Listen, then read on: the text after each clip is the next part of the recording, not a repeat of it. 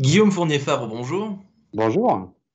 Est-ce que vous avez été une fois dans votre vie coincé dans ce cliché énorme qui est la panne d'ascenseur? Est-ce que ça vous est déjà arrivé?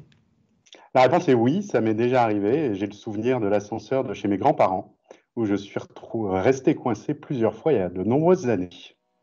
De nombreuses années, donc c'était contexte personnel, pas professionnel, peut-être moins gênant. Personnel, personnel.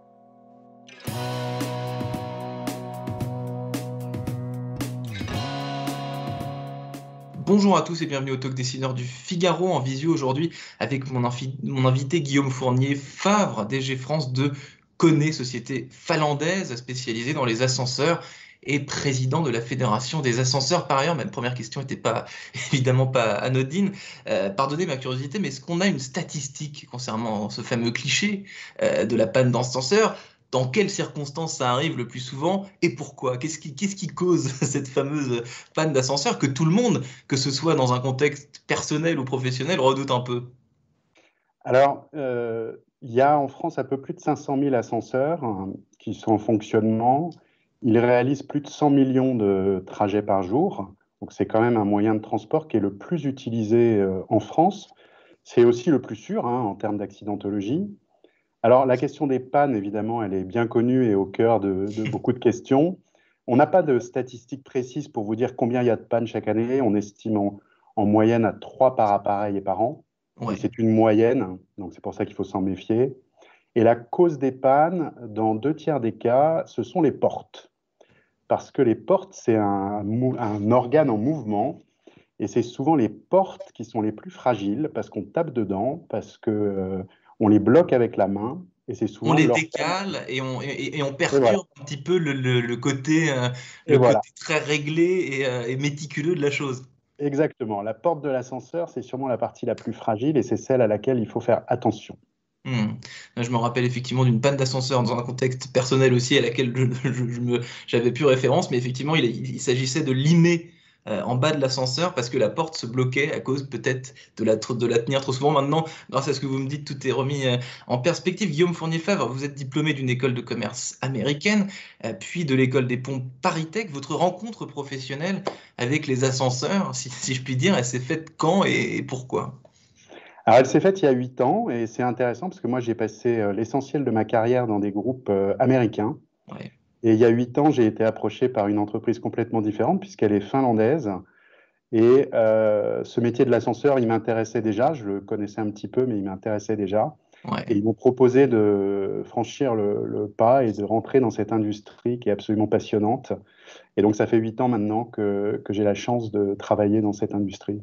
De laquelle vous n'êtes pas encore sorti. Donc l'ascenseur, par définition, c'est un sas qui emmène des individus d'un étage à un autre, parfois très haut, parfois moins haut. Les premiers modèles commercialisés datent de 1850 environ. Donc je vais vous challenger un petit peu. L'innovation ascensoriste, elle se caractérise comment depuis sa création? Quel progrès on amène à la machine? Quelles améliorations on lui donne? J'imagine le digital, le tactile et des choses comme ça doivent rentrer en compte. Mais si vous pouviez me faire une petite chronologie sans évidemment y passer des heures. Alors, c'est une très très longue histoire, l'ascenseur. C'est un produit qui a plus d'un siècle. Je pense que la première grande étape, ça a été la sécurité. Ça a Ouais. été d'inventer les dispositifs permettant de les utiliser en toute sécurité. Et puis après, au fil du XXe siècle, il y a eu de nombreuses innovations. Pour ce qui nous concerne, Kone, c'est fin des années 2000 quand Kone invente l'ascenseur sans machinerie, qui est devenu aujourd'hui le standard de cette industrie, puisqu'il a été repris par tout le monde. Ouais. Et c'est des ascenseurs où le moteur est non plus dans une salle des machines, mais il est installé dans la gaine. Donc ça, c'est des innovations qui ont lieu sur le produit lui-même. Et Ouais. depuis maintenant 5 à 10 ans, on est beaucoup sur des innovations numériques avec des appareils qui sont connectés. Donc nous, chez Kone, on connecte nos appareils à des systèmes d'intelligence artificielle et on Mhm. peut faire avec ça plein d'applications, de la maintenance prédictive, mais aussi beaucoup d'applications pour favoriser la vie et améliorer la vie de nos usagers. Grâce à l'intelligence artificielle, vous venez de dire, certains logiciels, vous parvenez à déceler une potentielle panne qui va survenir plus ou C'est moins. ça, Ouais. c'est exactement ça. On connecte nos appareils avec un boîtier GSM qui nous transmet en temps réel les informations, et ça fait déjà 5 ans qu'on fait ça. Ouais. Et on analyse toutes ces données sur le cloud à travers des algorithmes, et on essaye de détecter, et d'ailleurs ça marche assez bien, puisque les résultats en termes de fiabilité sont très bons. Hmm. On analyse les pannes avant qu'elles arrivent, et nos techniciens reçoivent les informations pour intervenir.